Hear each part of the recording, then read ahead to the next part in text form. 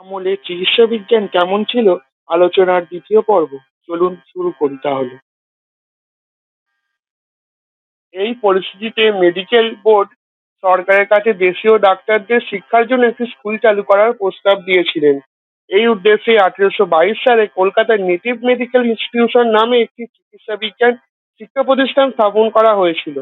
প্রথম তত্ত্বাবধায়ক হিসাবে নিযুক্ত হয়েছিলেন ডক্টর জেমস জেমসন। এখানে 18 থেকে 24 বছর বয়স পর্যন্ত প্রার্থীদের ভর্তি করা হতো, তবে এজন্য হিন্দুস্তানি ভাষা জানা আবশ্যক ছিল। 24 জন ছাত্রকে প্রথমবার ভর্তি করা হয়েছিল এইখানে। বাংলাদেশের বিভিন্ন অঞ্চলে হাসপাতাল ও ইস্ট ইন্ডিয়া কোম্পানি ডিসপেন্সারিতে এদের শিক্ষা দেওয়া হতো। শরীরবিদ্যা, ঔষধিবিদ্যা ইত্যাদি বিষয়ের উপর বক্তৃতাও দেওয়া হতো এখানে। মানুষের সব ব্যবচ্ছেদের কোনো ব্যবস্থা ছিল না, কিন্তু ছোট ছোট প্রাণী ব্যবচ্ছেদের করা হতো।